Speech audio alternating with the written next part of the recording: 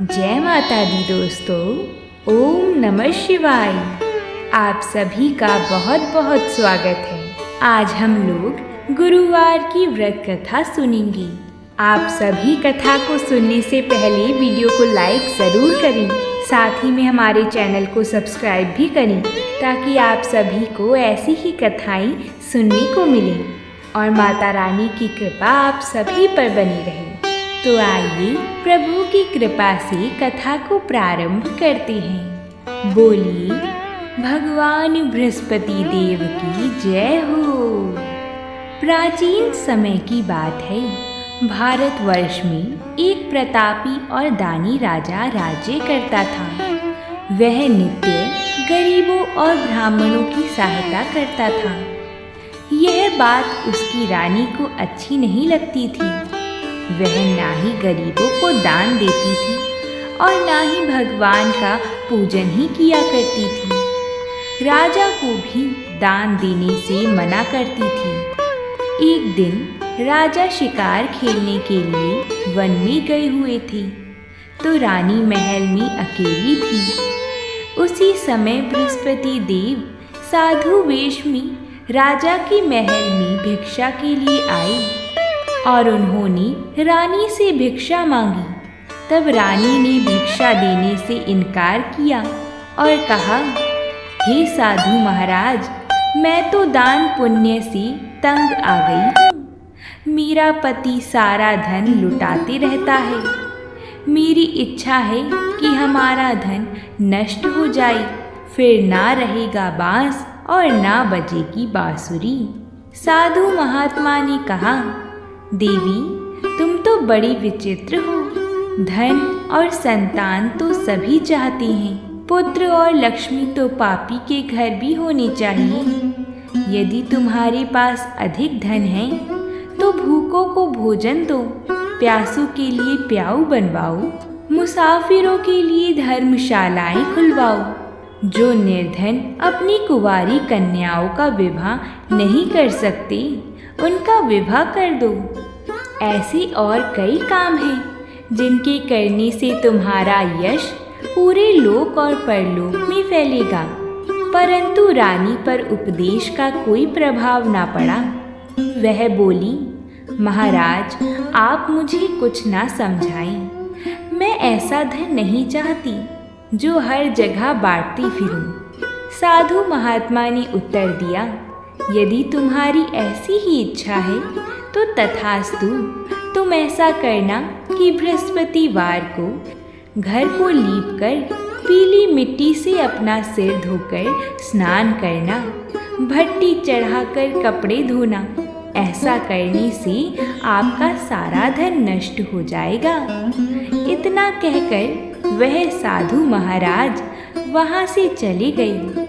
जैसा साधु महात्मा ने कहा था उसको करते हुए रानी ने केवल 3 बृहस्पतिवार ही बिताए थे कि उसकी सारी धन संपत्ति नष्ट हो गई। भोजन के लिए राजा का परिवार तरसने लगा। तब एक दिन राजा ने रानी से बोला कि रानी, तुम यहीं रहो, मैं दूसरे देश को जाता हूँ। क्योंकि यहाँ पर सभी लोग मुझे जानते हैं, इसलिए मैं यहाँ कोई छोटा कार्य नहीं कर सकता। ऐसा कहकर राजा परदेश चली गई। वहाँ वह जंगल से लकड़ी काट कर लाती और शहर में बेचा करती थी। इस तरह वह अपना जीवन व्यतीत करने लगी। इधर राजा के परदेश जाते ही रानी और दासी दुखी रहने लगी। एक बार जब रानी और दासी को 7 दिन तक बिना भोजन के रहना पड़ा तो रानी ने अपनी दासी से कहा कि दासी, पास ही के नगर में मेरी बहन रहती है, तुम उसके यहाँ से कुछ खाने को ले आओ, वो बहुत धनवान है। तब दासी रानी की बहन के घर गई। उस दिन गुरुवार था और रानी की बहन उस समय बृहस्पतिवार व्रत की कथा सुन रही थी। दासी ने रानी की बहन को आवाज़ लगाई और रानी का संदेश भी दिया, लेकिन रानी की बड़ी बहन ने कोई उत्तर नहीं दिया क्योंकि वह कथा के बीच में नहीं उठ सकती थी। तब दासी को बहुत क्रोध आया। दासी वापस अपनी रानी के घर आ गई और उसने रानी को उसकी बहन की सभी बात बताई। इधर रानी की बहन ने सोचा कि मेरी बहन की दासी आई थी, परंतु मैं उसे नहीं बोल सकी, इससे वह बहुत दुखी हुई होगी। कथा सुनकर और पूजन समाप्त करके वह अपनी बहन के घर आई और कहने लगी, बहन, मैं बृहस्पतिवार का व्रत कर रही थी। तुम्हारी दासी मेरे घर आई थी, परंतु जब तक कथा होती है तब तक ना तो उठते हैं और ना ही बोलते हैं, इसलिए मैं नहीं बोली। कहो दासी, क्यों गई थी? रानी बोली, बहन, तुमसे क्या छिपाऊं? हमारे घर में खाने तक को अनाज नहीं था। ऐसा कहते कहते रानी की आंखों में आंसू आ गए। उसने दासी समेत पिछले 7 दिनों से भूखे रहने तक की सारी बात बताई। रानी की बहन बोली, देखो बहन, भगवान बृहस्पति देव सबकी मनोकामना को पूर्ण करते हैं। देखो, शायद तुम्हारे घर में अनाज रखा होगा। पहले तो रानी को विश्वास नहीं हुआ, पर बहन के आग्रह करने पर दासी को अंदर भेजा। जब दासी अंदर गई तो उसे सचमुच अनाज से भरा हुआ एक घड़ा मिला। यह देखकर दासी को बड़ी हैरानी हुई। दासी रानी से कहने लगी, रानी साहब, जब हमको भोजन नहीं मिलता तो हम व्रत ही तो करते हैं ना, इसलिए क्यों ना इनसे व्रत और कथा की विधि पूछ ली जाए ताकि हम भी व्रत कर सकें। तब रानी ने अपनी बहन से बृहस्पतिवार व्रत के बारे में पूछा। रानी की बहन ने बताया, बहन, बृहस्पतिवार के दिन व्रत में चने की दाल और मुनक्का से भगवान विष्णु का केले की जड़ में पूजन करें और दीपक जलाएं, व्रत कथा सुने और पीला भोजन ही करें। इससे बृहस्पति देव प्रसन्न होते हैं। व्रत और पूजन विधि बताकर रानी की बहन अपने घर को लौट आई। 7 दिन के बाद जब गुरुवार आया तो रानी और दासी ने व्रत रखा। घुड़साल में जाकर चना और गुड़ लेकर आई, फिर उससे केले की जड़ और भगवान विष्णु का पूजन किया। अब पीला भोजन कहाँ से आए, इस बात को लेकर दोनों बहुत दुखी थीं, क्योंकि उन्होंने व्रत रखा था, इसलिए बृहस्पति देव उनसे प्रसन्न थे। इसलिए वह एक साधारण व्यक्ति के रूप में 2 थालियों में सुंदर पीला भोजन दासी को दे गई। भोजन पाकर दासी प्रसन्न हुई और फिर रानी के साथ मिलकर ग्रहण किया। उसके बाद वह सभी गुरुवार को व्रत और पूजन करने लगी। बृहस्पति भगवान की कृपा से उनके पास फिर से धन संपत्ति आ गई, परंतु रानी फिर से पहले की तरह आलस्य करने लगी। तब दासी बोली, देखो रानी, तुम पहले भी इस प्रकार आलस्य करती थी। तुम्हें धन रखने में कष्ट होता था, इस कारण सभी धन नष्ट हो गया, और अब जब भगवान बृहस्पति देव की कृपा हुई है तो तुम्हें फिर से आलस आता है। रानी को समझाते हुए दासी कहती है कि बड़ी मुसीबतों के बाद हमने यह धन पाया है, इसलिए हमें दान पुण्य करना चाहिए, भूखे मनुष्यों को भोजन कराना चाहिए और धन को शुभ कार्यों में खर्च करना चाहिए। रानी ऐसी बात सुनकर अपना धन प्रजा के लिए खर्च करने लगी। रानी ने प्याऊ बनवाई, कुंवारी कन्याओं का विवाह करवाया और धर्मशालाएं भी बनवाईं। एक दिन रानी और दासी आपस में विचार करने लगी कि ना जाने राजा किस दशा में होंगे, उनकी कोई खोज खबर भी नहीं है। उन्होंने श्रद्धा पूर्वक गुरु बृहस्पति भगवान से प्रार्थना की कि राजा जहाँ कहीं भी हो शीघ्र वापस आ जाएं। उधर राजा परदेश में बहुत दुखी रहता था। वह प्रतिदिन जंगल से लकड़ी बीन कर लाता और उसे शहर में बेचकर अपने दुखी जीवन को बड़ी कठिनता से व्यतीत करता था। एक दिन दुखी होकर अपनी पुरानी बातों को याद करके वह रोने लगा और उदास हो गया। उसी समय राजा के पास बृहस्पति देव साधु के वेश में आकर बोले, हे लकड़हारी, तुम इस सुनसान जंगल में किस चिंता में बैठी हो, मुझे बतलाओ। यह सुनकर राजा के नेत्रों में जल भर आया।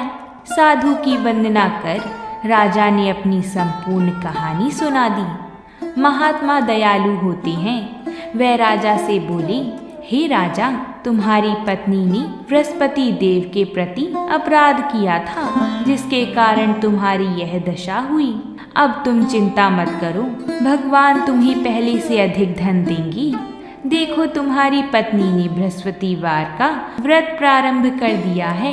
अब तुम भी बृहस्पतिवार का व्रत करके चने की दाल व गुड़ जल के लोटे में डालकर केले का पूजन करो, फिर कथा कहो या सुनो। भगवान तुम्हारी सब मनोकामना पूर्ण करेंगे। साधु की बात सुनकर राजा बोला, हे प्रभु, लकड़ी बेचकर तो इतना पैसा भी नहीं बचता जिससे भोजन के उपरांत कुछ बचा सकूं। मैंने रात्रि में अपनी रानी को व्याकुल देखा है। मेरे पास कोई साधन नहीं जिससे उसका समाचार जान सकूं। फिर मैं कौन सी कहानी कहूं, यह भी मुझको मालूम नहीं है। साधु ने कहा, मन में बृहस्पति भगवान के पूजन व्रत का निश्चय करो, वह स्वयं तुम्हारे लिए कोई राह बना देंगी। बृहस्पतिवार के दिन तुम रोजाना की तरह ही लकड़ियाँ लेकर शहर में जाना। तुम्हें रोज से दुगना धन मिलेगा, जिससे तुम भली भांति भोजन कर लोगी तथा बृहस्पति देव की पूजा का सामान भी आ जाएगा। जो तुमने बृहस्पतिवार की कहानी के बारे में पूछा है वह इस प्रकार है, तुम इसे ध्यान पूर्वक सुनो। प्राचीन काल में एक बहुत ही निर्धन ब्राह्मण रहता था। उसके कोई संतान न थी। वह नित्य पूजा पाठ करता। उसकी स्त्री ना स्नान करती और ना किसी देवता का पूजन करती। इस कारण ब्राह्मण देवता बहुत दुखी रहते थे। भगवान की कृपा से ब्राह्मण के यहाँ एक कन्या उत्पन्न हुई। कन्या बड़ी होने लगी। प्रातः स्नान करके वह भगवान विष्णु का जप करती थी। ऐसी ही वह बृहस्पतिवार का व्रत भी करने लगी। पूजा पाठ समाप्त करके पाठशाला जाती तो अपनी मुट्ठी में जौ भर के ले जाती और पाठशाला के मार्ग में डालती जाती। लौटते समय वही जौ स्वर्ण के हो जाती तो उनको बीन कर घर ले आती थी। एक दिन वह बालिका सूप में उन सोने के जौ को फटक कर साफ कर रही थी कि तभी उसकी माँ ने देख लिया और कहा कि हे बेटी, सोने के जौ को फटकने के लिए सोने का ही सूप होना चाहिए। दूसरे दिन गुरुवार था। कन्या ने व्रत रखा और बृहस्पति देव से सोने का सूप देने की प्रार्थना की। बृहस्पति देव ने उसकी प्रार्थना स्वीकार कर ली। रोजाना की तरह वह कन्या जौ फैलाती हुई पाठशाला से लौटकर जब वह जौ बीन रही थी तो बृहस्पति देव की कृपा से उसे सोने का सूप भी मिला। उसे वह घर ले आई और उससे जौ साफ करने लगी, परंतु उसकी माँ का वही ढंग रहा। एक दिन की बात है, कन्या सोने के सूप में जब जौ साफ कर रही थी उस समय नगर का राजकुमार वहाँ से निकला। कन्या के रूप और कार्य को देखकर वह उस पर मोहित हो गया। राजमहल आकर वह भोजन तथा जल त्याग कर उदास होकर लेट गया। राजा को जब राजकुमार की इस हालत का पता चला कि उसने अन्न जल त्याग दिया है तो राजा अपने मंत्रियों के साथ अपने पुत्र के पास गया और इस बात का कारण पूछा। राजकुमार ने राजा को उस लड़की के घर का पता भी बता दिया। मंत्री उस लड़की के घर गया। मंत्री ने ब्राह्मण के समक्ष राजा की ओर से निवेदन किया। कुछ ही दिन बाद ब्राह्मण की कन्या का विवाह राजकुमार के साथ संपन्न हो गया। कन्या के घर से जाते ही ब्राह्मण के घर में पहले की भांति गरीबी का निवास हो गया। एक दिन दुखी होकर ब्राह्मण अपनी पुत्री से मिलने गए। बेटी ने पिता की अवस्था को देखा और अपनी माँ का हाल पूछा। ब्राह्मण ने सभी हाल कह सुनाया। कन्या ने बहुत सा धन देकर अपने पिता को विदा कर दिया, लेकिन कुछ दिन बाद ही फिर वही हाल हो गया।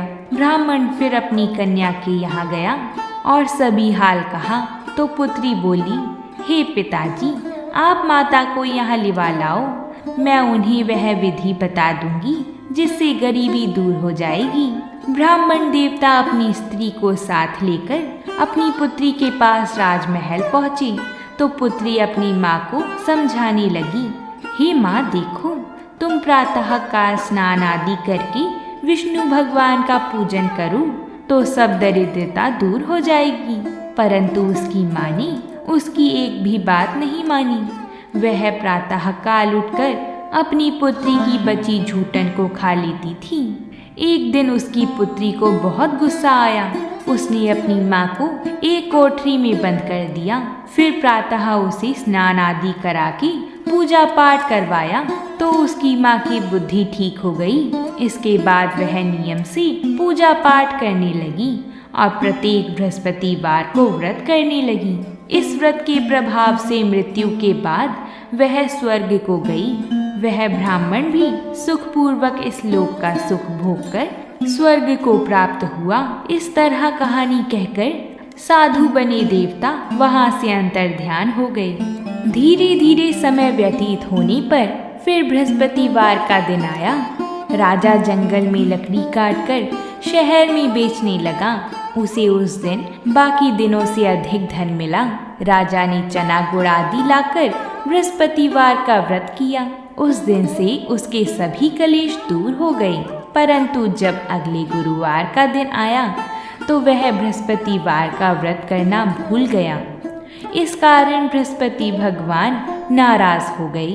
उस दिन उस नगर के राजा ने विशाल यज्ञ का आयोजन किया था तथा अपने समस्त राज्य में घोषणा करवा दी थी कि सभी मेरे यहाँ भोजन करने आवे, किसी के घर में भी चूल्हा ना जले। इस आज्ञा को जो ना मानेगा उसको फांसी दे दी जाएगी। राजा की आज्ञा अनुसार राज्य के सभी वासी राजा के भोज में सम्मिलित हुए, लेकिन लकड़हारा कुछ देर से पहुंचा, इसलिए राजा उसको अपने साथ महल में ले गए। जब राजा लकड़हारे को भोजन करा रहे थे तो रानी की दृष्टि उस खुटी पर पड़ी जिस पर उसका हार लटका हुआ था। उसे हार खुटी पर लटका दिखाई नहीं दिया। रानी को निश्चय हो गया कि मेरा हार इस लकड़हारे ने चुरा लिया है। उसी समय सैनिक बुलवाकर उसको जेल में डलवा दिया गया। लकड़हारा जेल में विचार करने लगा कि ना जाने कौन से पूर्व जन्म के कर्म से मुझे यह दुख प्राप्त हुआ है, और जंगल में मिले साधु को याद करने लगा। तत्काल बृहस्पति देव साधु के रूप में प्रकट हो गए और कहने लगी, अरे मूर्ख, तूने बृहस्पति देवता की कथा नहीं की, उसी कारण तुझे यह दुख प्राप्त हुआ है। अब चिंता मत कर, बृहस्पतिवार के दिन जेल खाने के दरवाजे पर तुझे 4 पैसे पड़े मिलेंगे। उनसे तू बृहस्पतिवार की पूजा करना तो तेरा सभी कष्ट दूर हो जाएगा।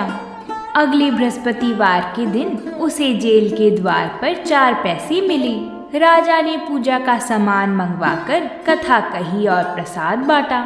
उसी रात्रि में बृहस्पति देव ने उस नगर के राजा को स्वप्न में कहा, हे राजा, तूने जिसे जेल में बंद किया है उसे कल छोड़ देना, वह निर्दोष है। राजा प्रातः काल उठा और खुटी पर हार टंगा देखकर लकड़हारे को बुलाकर क्षमा मांगी तथा राजा के योग्य सुंदर वस्त्र आभूषण भेंट कर उसे विदा किया। गुरुदेव की आज्ञा अनुसार राजा अपने नगर को चल दिया। राजा जब नगर के निकट पहुंचा तो उसे बड़ा ही आश्चर्य हुआ कि नगर में पहले से अधिक बाग, तालाब और कुएं तथा बहुत सी धर्मशालाएं, मंदिर आदि बने हुए हैं। राजा ने पूछा कि यह किसका बाग और धर्मशाला है। तब नगर के सब लोग कहने लगे कि यह सब हमारी रानी और दासी द्वारा बनवाए गए हैं। राजा को आश्चर्य हुआ और गुस्सा भी आया। कि उसकी अनुपस्थिति में रानी के पास धन कहाँ से आया होगा। जब रानी ने यह खबर सुनी कि राजा आ रही हैं, तो उसने अपनी दासी से कहा, हे दासी, देखो तो जरा, राजा हमको कितनी बुरी हालत में छोड़ के गए थे। वह हमारी ऐसी हालत देखकर लौट ना जाएं, इसलिए तू दरवाजे पर खड़ी हो जा। रानी की आज्ञा अनुसार दासी दरवाजे पर खड़ी हो गई और जब राजा आए तो उन्हें अपने साथ महल में लिवा लाई। तब राजा ने क्रोध करके अपनी तलवार निकाली और पूछने लगा, बताओ यह धन तुम्हें कैसे प्राप्त हुआ है। तब रानी ने सारी कथा कह सुनाई। तब राजा ने निश्चय किया कि मैं रोजाना दिन में 3 बार कहानी कहा करूँगा और रोज व्रत किया करूँगा।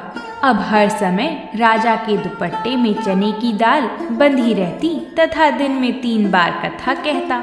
एक रोज राजा ने विचार किया कि चलो अपनी बहन के यहाँ हो आऊं। इस तरह का निश्चय कर राजा घोड़े पर सवार होकर अपनी बहन के यहाँ चल दिया। मार्ग में उसने देखा कि कुछ आदमी एक मुर्दे को लेवा जा रहे हैं। उन्हें रोककर राजा कहने लगा, अरे भाइयों, मेरी बृहस्पतिवार की कथा सुन लो। वह बोली, लो, हमारा तो आदमी मर गया है, इनको अपनी कथा की पड़ी है। परंतु कुछ आदमी बोले, अच्छा कहो, हम तुम्हारी कथा भी सुनेंगे। तब राजा ने दाल निकाली और कथा कहनी शुरू कर दी। जब कथा आधी हुई तो मुर्दा हिलने लगा और जब कथा समाप्त हुई तो राम राम करके वह मुर्दा खड़ा हो गया। राजा आगे बढ़ा, उसे चलते चलते शाम हो गई। आगे मार्ग में उसे एक किसान खेत में हल चलाता हुआ मिला। राजा ने उससे कथा सुनने का आग्रह किया, लेकिन वह नहीं माना। राजा आगे चल पड़ा। राजा के हटते ही बैल पछाड़ खाकर गिर गई तथा किसान के पेट में बहुत जोर से दर्द होने लगा। उसी समय किसान की माँ रोटी लेकर आई। उसने जब देखा तो अपने पुत्र से सब हाल पूछा। बेटे ने सभी हाल बता दिया।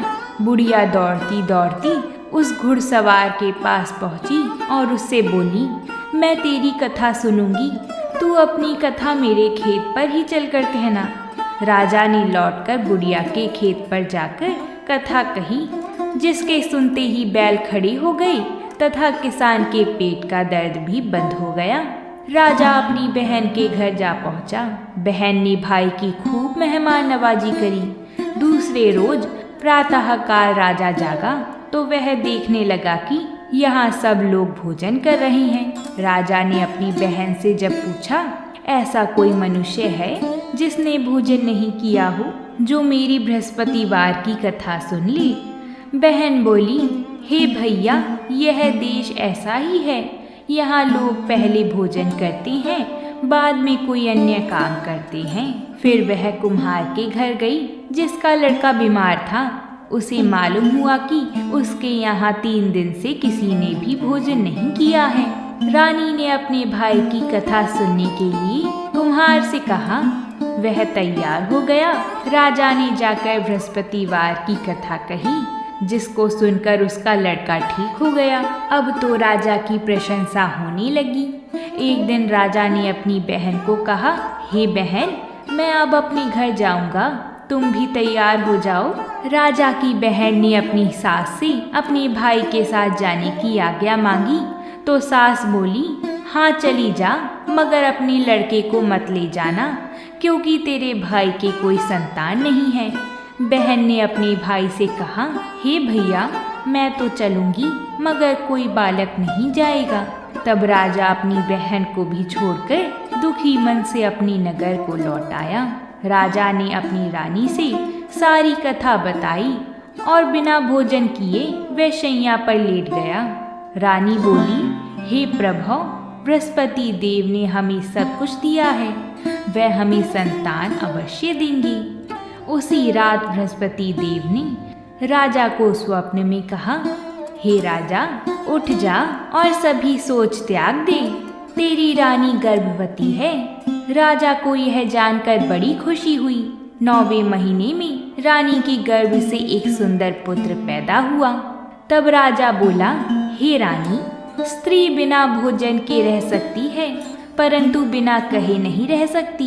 जब मेरी बहन आएगी तो तुम उससे कुछ मत कहना। रानी ने हाँ कर दी। जब राजा की बहन ने यह शुभ समाचार सुना तो वह बहुत खुश हुई तथा बधाई लेकर अपने भाई के यहाँ आई। रानी ने तब उसे आने का उल्हाना दिया। जब भाई अपने साथ ला रहे थे तब टाल गई, उनके साथ ना आई और आज अपने आप ही भागी भागी बिना बुलाए आ गई। तो राजा की बहन बोली, भाई मैं इस प्रकार ना कहती तो तुम्हारे घर औलाद कैसे होती। बृहस्पति देव सभी कामनाएं पूर्ण करते हैं। जो सद्भावना पूर्वक बृहस्पतिवार का व्रत करता है एवं कथा पढ़ता है अथवा सुनता है और दूसरे को सुनाता है, बृहस्पति देव उसकी सभी मनोकामना पूर्ण करते हैं, उनकी सदैव रक्षा करते हैं। जो संसार में सद्भावना से गुरुदेव का पूजन एवं व्रत सच्चे हृदय से करते हैं, उनकी सभी मनोकामना वैसे ही पूर्ण होती हैं जैसे सच्ची भावना से रानी और राजा ने बृहस्पति देव की कथा का गुणगान किया तो उनकी सभी इच्छाएं बृहस्पति देव जी ने पूर्ण की। अनजाने में भी बृहस्पति देव की उपेक्षा ना करें, ऐसा करने से सुख शांति नष्ट हो जाती है। इसलिए सबको कथा सुनने के बाद प्रसाद लेकर ही जाना चाहिए। हृदय से उनका मनन करते हुए जयकारा बोलना चाहिए। बृहस्पति देव जी की जय हो। अगर आप सभी को हमारी ये कथा पसंद आई हो तो वीडियो को लाइक ज़रूर करिएगा। प्रेम से बोलिए जय माता दी।